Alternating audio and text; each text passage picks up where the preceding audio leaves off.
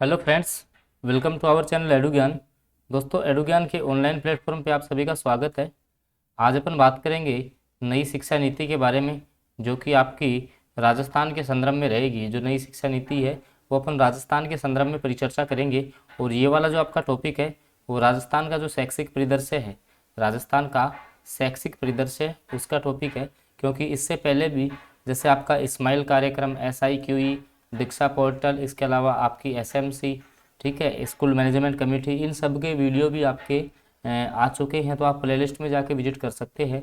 और ये वाली जो क्लास है वो अगर आप जैसे रीट मुख्य परीक्षा की तैयारी कर रहे हो तो आपका लेवल 1 व लेवल 2 दोनों एग्जाम, दोनों लेवल्स के लिए काफ़ी उपयोगी क्लास होगी। और इससे पहले मैं आपको थोड़ा सा ये बता दूँ कि ये वाली जो अपनी क्लास होती है वो नोट्स फॉर्मेट में होती है। ध्यान रखना, इस क्लास के द्वारा आप खुद के नोट्स भी प्रिपेयर कर सकते हो। और आपके बिल्कुल सिलेबस को ध्यान में रखते हुए एक एक बिंदु पर यहाँ पे चर्चा की जाती है। तो आज का जो अपना टॉपिक है वो है न्यू एजुकेशन पॉलिसी के बारे में पढ़ेंगे राजस्थान के परिप्रेक्ष्य में। तो अगर चैनल पर आप नए हैं तो चैनल को सब्सक्राइब कर लेंगे और साथ में बेल आइकन के चिन्ह को जरूर प्रेस कर लेंगे, ताकि आगे जो वीडियो आएगा उसकी नोटिफिकेशन आपको मिलती रहे। और मैं आपको बता दूं, इसी चैनल पर डेली आपका राजस्थान जीके का वीडियो आता है, जो कि 2022 में जो क्वेश्चन पूछे जा रहे हैं, ये क्वेश्चंस का जो पैटर्न है, राजस्थान जीके के नए नए क्वेश्चन कौन से टॉपिक वाइज, हर टॉपिक का एक शॉर्ट वीडियो आता है। वो भी आपके लिए काफ़ी फायदेमंद रहेगा, क्योंकि आपको पता है राजस्थान जीके का वेटेज आपकी रीट परीक्षा में कितना है। इसके अलावा और भी जिस भी एग्जाम में राजस्थान शैक्षिक परिदृश्य से पूछा जाता है, तो ये वाला वीडियो आपके लिए रामबाण साबित होने वाला। देखिएगा, स्टार्ट करते हैं अपन क्लास की, और साथ साथ में आप अपने नोट्स भी प्रिपेयर कर सकते हो। तो देखिएगा कि नेशनल जो एजुकेशन पॉलिसी, अब देखो सबसे पहली जो आई थी, जो सबसे पहले जो आपकी शिक्षा नीति आई थी वो आई थी 1968 में। फर्स्ट जो आपकी एजुकेशन पॉलिसी आई थी, अच्छे अच्छे से याद करना, देखो पहली जो एजुकेशन पॉलिसी आई ना वो आई 1968 में, दूसरी जो आई 1986 में, और तीसरी जो आई थी वो 2020 में। कहने का मतलब जो नई शिक्षा नीति 2020 है वो कौन सी शिक्षा नीति थी, तो तीसरे नंबर की थी। एक क्वेश्चन तो ये ध्यान रखो, कौन से नंबर की थी वो, थर्ड नंबर की थी। अब देखो इनको याद करने का तरीका देखना कि 68 है ना, अब इसका अपोजिट कर दो, 8 को पहले 6 को बाद में।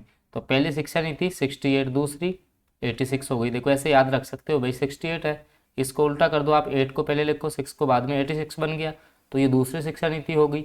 और जो तीसरी जो वर्तमान जो शिक्षा नीति है वो 2020 के अंतर्गत आई। तो ये आपकी तीसरे नंबर की शिक्षा नीति है, इसका आपको थोड़ा सा ध्यान रखना है। आगे देखिएगा कि इसकी जो समिति थी वो थी आपकी कस्तूरी रंगन समिति। तो ये समिति भी आपको, समिति का नाम भी आपको ध्यान में रखना है। किसकी जो समिति है वो कौन सी थी, कस्तूरी रंगन जो समिति है उसकी सिफारिश पे आपकी नई शिक्षा नीति आई थी। और देखिएगा ये जो समिति है इसका जो गठन है, बात करें समिति के गठन की अपन, तो इस समिति का गठन जून 2017 में किया गया था। भाई इसका जो गठन है वो कब किया गया था, आपका जून 2017 के अंतर्गत किया गया था। और मई 2019 में राष्ट्रीय शिक्षा नीति का मसौदा कैबिनेट को प्रस्तुत किया गया था। ध्यान रखना, कैबिनेट में, तो ये मई 2019 में प्रस्तुत किया गया। ये भी क्वेश्चन पूछ सकता है अगर डीप क्वेश्चन पूछेगा तो। अगर ये क्वेश्चन तभी पूछा जाएगा जब आपसे थोड़ा डीप क्वेश्चन पूछता है। तो हालांकि आपको ध्यान रखना है कि जून 2017 में तो इसके लिए समिति का गठन किया गया था, और मई 2019 के अंदर ये जो समिति थी उसने जो मसौदा इसका तैयार करके वो कैबिनेट को प्रस्तुत किया था। तो यहाँ से कौन कौन से क्वेश्चन बने वापस मैं रिपीट करता हूँ, ताकि आपको बार बार वीडियो देखने की आवश्यकता नहीं पड़े, यहीं से आपके सारे डाउट क्लियर हो जाए। 2-3 क्वेश्चन इंपॉर्टेंट है यहाँ से। क्या क्वेश्चन पूछ सकता है वो कि ये जो शिक्षा नीति है कौन से नंबर की है, थर्ड नंबर की है। पहली कब लागू हुई, 1968 में। सेकेंड 1986 में। समिति कौन सी है, कस्तूरी रंगन समिति है।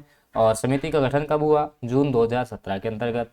और इस समिति ने अपनी रिपोर्ट कैबिनेट को कब प्रस्तुत की, मई 2019 के अंतर्गत। आगे देखिएगा, अब अपन बात करते हैं फिर जब मैं जैसे मान लो कि ये जो आपकी 2019 के अंतर्गत है, कैबिनेट को इसकी रिपोर्ट दी, तो इसको मंजूरी कब मिली, तो इसको मंजूरी मिली थी 29 जुलाई 2020 को। ध्यान रखना, इस जो नई जो शिक्षा नीति है उसको मंजूरी कब मिली, 29 जुलाई 2020 को। आप भी इसको याद रखेंगे।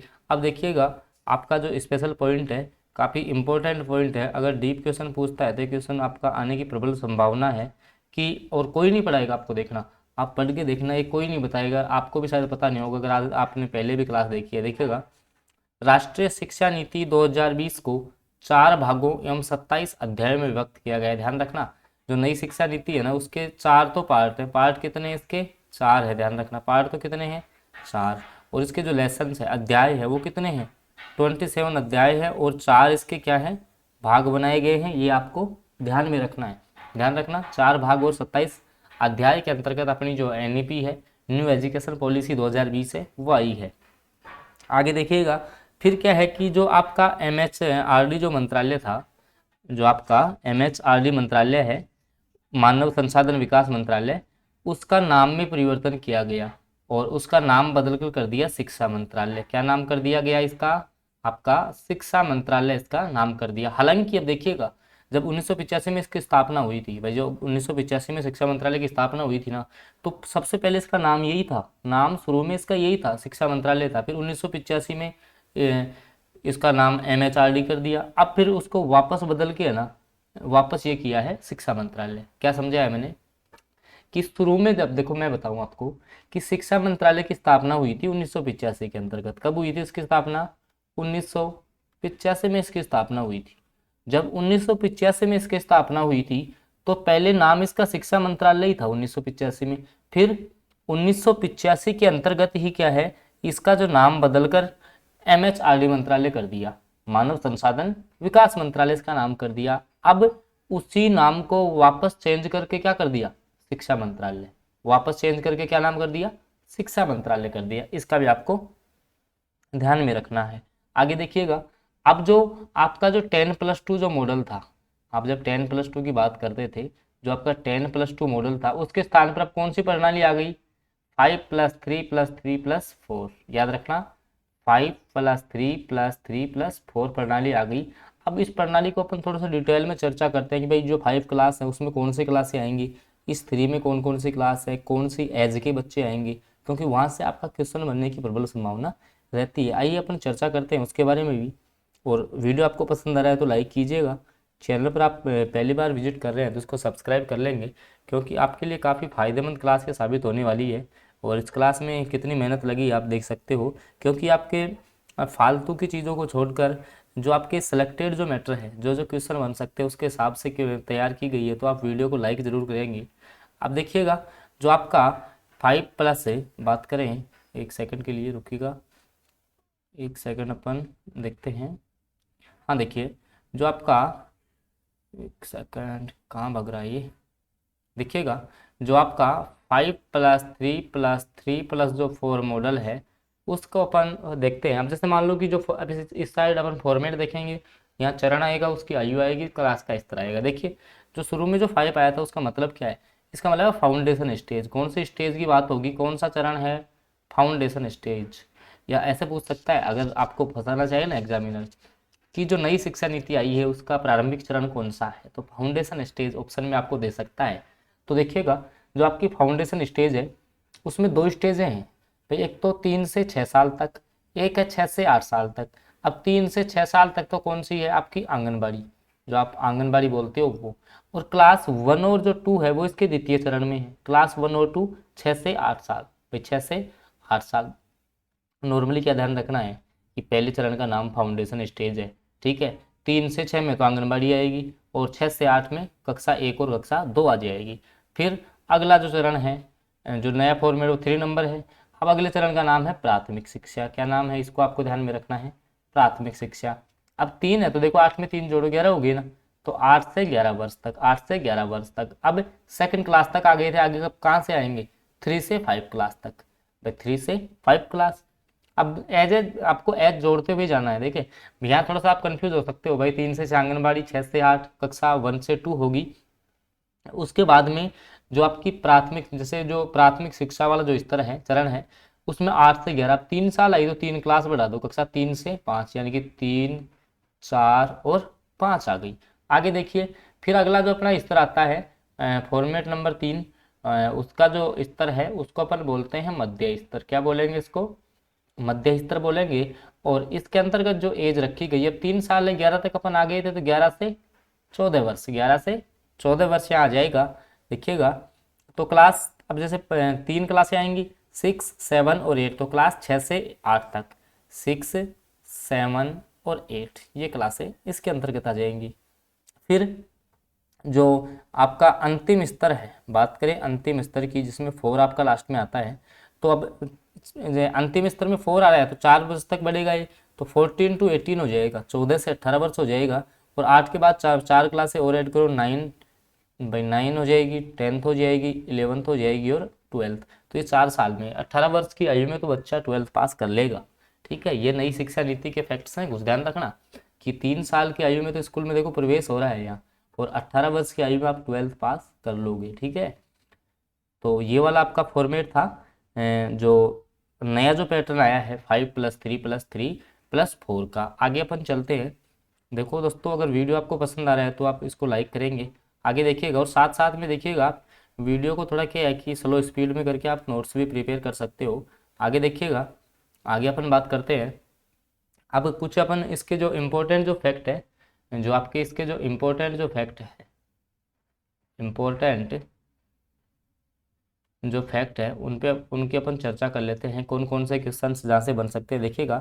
पहले बच्चा क्या है 6 वर्ष की आयु से पढ़ना प्रारंभ करता था, जबकि अब वो कौन सी आयु से प्रारंभ कर देगा, 3 वर्ष की आयु से। ध्यान रखना, नई शिक्षा नीति के अनुसार बच्चे का जो स्कूल में सर्वप्रथम बच्चा प्रवेश करेगा तब उसकी आयु कितनी होगी, 3 वर्ष होगी, याद रखना है आपको।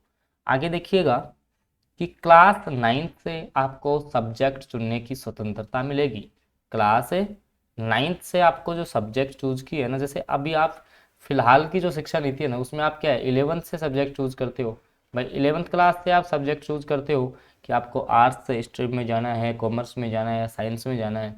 तो फिलहाल जो है वो आपका 11th क्लास से है, लेकिन जो आपकी नई शिक्षा नीति है, न्यू एजुकेशन पॉलिसी 2020 है, उसमें आप क्लास 9 से सब्जेक्ट चुनने की आपको स्वतंत्रता रहेगी। आगे देखिएगा कि सेमेस्टर प्रणाली द्वारा आपका ऑब्जेक्टिव और जो सब्जेक्टिव है उस फॉर्मेट में आपके एग्जाम, हालांकि अभी भी आपके एग्जाम 2 ही बार होती है भाई। अब भी आपकी जो एग्जाम है वो अर्धवार्षिक और वार्षिक 2 बार होती है, half yearly and yearly exams जो होती हैं आपकी। तो अब ये जो सेमेस्टर प्रणाली आएगी उसमें ऑब्जेक्टिव पेपर होगा और सब्जेक्टिव, ताकि इसकी विश्वसनीयता भी अच्छे से बनी रही। अब देखिएगा कि प्रत्येक स्कूल में शिक्षक जो छात्र अनुपात है ना वो 30:1 से कम करेंगे। भाई कि जैसे कम बच्चों पे शिक्षक अधिक रहेंगे तो उन पे ध्यान अच्छे से दिया जा सकता है। तो प्रत्येक जो स्कूल है उसमें शिक्षक और जो छात्रों के बीच 30:1 है उसको कम किया जाएगा। ध्यान रखना, ये 30 छात्र 1:30 का 1:30 लिखो है, क्योंकि छात्र 30 होंगे, शिक्षक 1 होगा। ठीक है, और जैसे मान लो कि कुछ विशेष, जैसे मान लो कि निम्न समुदाय के जो बच्चे हैं, निम्न समुदाय या आर्थिक रूप से पिछड़े बच्चे, आर्थिक रूप से पिछड़े बच्चे, जैसे मान लो जहाँ उनकी आबादी ज़्यादा है तो उस स्कूल में 25:1 को भी कम किया जाएगा। 25 अगर छात्रों पे एक टीचर है ना तो उससे भी कम करने की कोशिश रहेगी नई शिक्षा नीति के अंतर्गत। ये फैक्ट आपका क्लियर हो गया होगा यहाँ से। अब देखिएगा, अब थोड़ी अपन उच्च शिक्षा में बात कर लेते हैं। जैसे मान लो कि अब फिलहाल में आपने सपोज दैट कि आप कॉलेज वगैरह कर रहे हो, या जैसे बीए बीएससी या बीकॉम कर रहे हो, बीए बीएससी या बीकॉम कर रहे हो, तो आप जैसे मान लो 1-2 साल कर दिया और आपने छोड़ दिया तो आपकी वो डिग्री कुछ भी नहीं मिलेगी आपको। लेकिन नई जो शिक्षा नीति है ना उसमें 1 वर्ष अगर आप 1 वर्ष आप पढ़ाई करते हो इसमें, तो आपको सर्टिफिकेट मिलेगा 1 साल के लिए। 2 वर्ष में आपको डिप्लोमा मिल जाएगा, और 3 या 4 वर्ष जब आप करोगे पूरा तो फिर आपको डिग्री मिलेगी। ये आपको ध्यान रखना। अगर जैसे मान लो कि कोई आपका 3 साल का कोर्स है, ध्यान रखना, एग्जाम्पल के द्वारा समझाता हूँ मैं, अगर आपने 1 साल में छोड़ दिया ना तो भी आपको यहाँ से सर्टिफिकेट मिलेगा, तो भी यहाँ से आपको सर्टिफिकेट मिलेगा। और 2 वर्ष करके छोड़ रहे हो तो आपको डिप्लोमा मिल जाएगा, और पूरा करते हो 3 से 4 साल तो आपको फिर डिग्री मिलेगी। समझ में आ गया होगा यहाँ तक?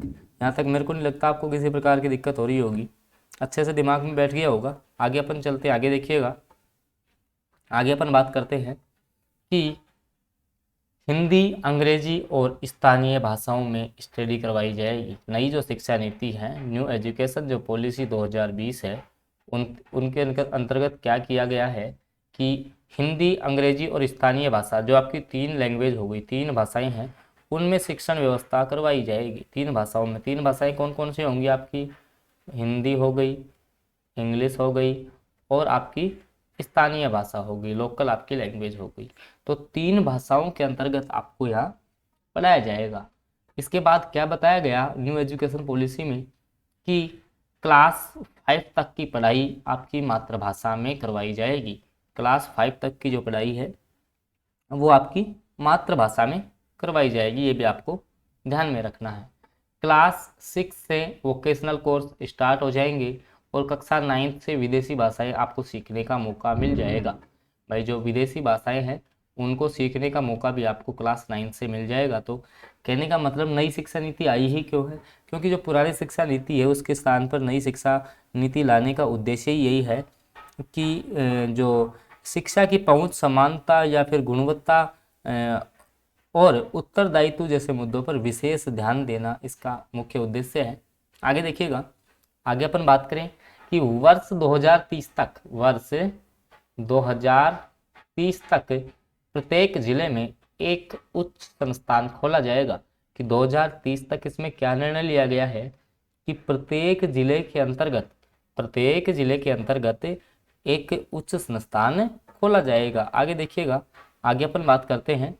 दोस्तों वीडियो आपको पसंद आ रहा है तो उसको लाइक कीजिएगा, चैनल पर नए हैं तो आप सब्सक्राइब कर लेंगे, क्योंकि इस क्लास में आप देख सकते हो कितनी मेहनत लगी है, ताकि यहाँ फालतू की चीज़ें नहीं लेके आए, आपके लिए जो फैक्ट जो क्वेश्चंस बन सकते हैं। ठीक है, अगर आप यहाँ से एक बार पढ़ लेते हो तो ना ही तो आपको कोई गाइड पढ़ने की आवश्यकता है, ना ही तो आपको कोई गाइड पढ़ने की आवश्यकता, और साथ में आप नोट्स भी प्रिपेयर कर सकते हो या साथ में आप स्क्रीनशॉट ले सकते हो। आराम से आप इसका स्क्रीनशॉट भी ले सकते हो, यहाँ से किसी प्रकार की डाउट नहीं रहेगी। आगे देखिएगा, यहाँ से आप आराम से अच्छे से स्क्रीनशॉट ले लेंगे इनका और नोट्स साथ में बना लेंगे तो दी बेस्ट ऑप्शन रहेगा, ताकि आपको एक बार ही यहाँ से रिवाइज करना पड़ेगा। और वीडियो आपको पसंद आ रहा है तो लाइक और अपने दोस्तों के साथ शेयर ज़रूर करेंगे। आगे देखिएगा, इसके बाद आपने आशा करते हैं स्क्रीनशॉट ले लिया होगा। आगे देखिएगा, आगे अपन बात करते हैं कि एमफिल को समाप्त किया जाएगा। इसके अंतर्गत देखिएगा, पहले जो आप जब पीएचडी करते थे, पीएचडी की जब आप करते थे तो उसमें क्या होता था कि आपको एमफिल की अनिवार्यता थी, आपको पहले एमफिल पास करना ज़रूरी था। लेकिन अब आप एमए के बाद सीधा पीएचडी में प्रवेश ले सकते हैं, एमए बीएड के बाद आप सीधा पीएचडी में प्रवेश ले सकते हैं। एमफिल को समाप्त कर दिया गया है, तो ये भी आपको ध्यान में रखना है। अब देखिएगा, स्कॉलरशिप पोर्टल का विकास किया गया है।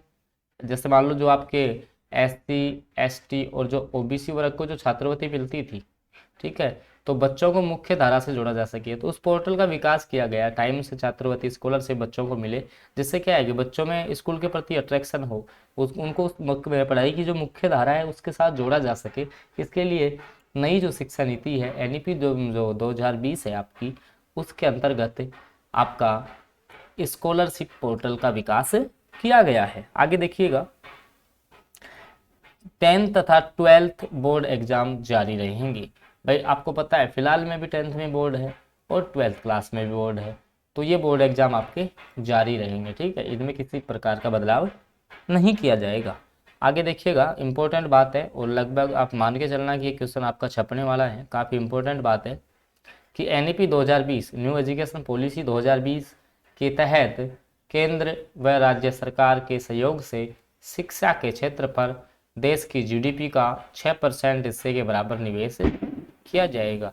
कि देश की जो जीडीपी है उसका 6% है वो आपका निवेश किया जाएगा शिक्षा पर। ये बात आपको ध्यान में रखनी है, शिक्षा पर आपका 6% भाग निवेश किया जाएगा। तो यहाँ तक आपको समझ आ गया होगा। तो अपन ने बात की कौन कौन से पॉइंट्स अपन ने देखे। आगे देखिएगा, आगे अपन बात करते हैं। तो ये साथ साथ में आप नोट्स भी प्रिपेयर कर रहे होगे, ऐसा करता हूँ कि जो नई शिक्षा नीति है वो यहाँ से आपका सारा डाउट क्लियर हो गया होगा। अब देखिएगा, तो आपन ने डिस्कस किया आज की क्लास में नई जो शिक्षा नीति है, साथ नोट्स फॉर्मेट में क्लास देखी। अगर आप यूट्यूब पे हमारे साथ जुड़ना चाहते हैं तो आप यूट्यूब पे सर्च करोगे एडुज्ञान बाय डीके सर, तो आपको मेरे द्वारा सारी क्लासेज मिल जाएंगी। और डेली क्लासेज कौन कौन सी क्लास होती है मैं आपको बता देता हूँ थोड़ा सा। राजस्थान जी के शॉर्ट वीडियो में रहता है, जिसमें डेली आपका एक टॉपिक क्लियर किया जाता है और साथ में PIQ फॉर्मेट रहता है, अर्थात यहाँ पे लगभग 30 क्वेश्चनों का डेली डिस्कस किया जाता है, जो क्वेश्चन आपके 2022 के पैटर्न पर आधारित होते हैं। इसके अलावा इसी चैनल पर आपको शिक्षण विधियों की क्लास मिलती है, जहाँ डेली कभी जैसे मैथ्स की शिक्षण विधियाँ हो गई, हिंदी की शिक्षण विधियाँ, भाषाई जो शिक्षण विधियाँ हैं, उन सब का डिस्कस किया जाता है शॉर्ट वीडियो के अंतर्गत।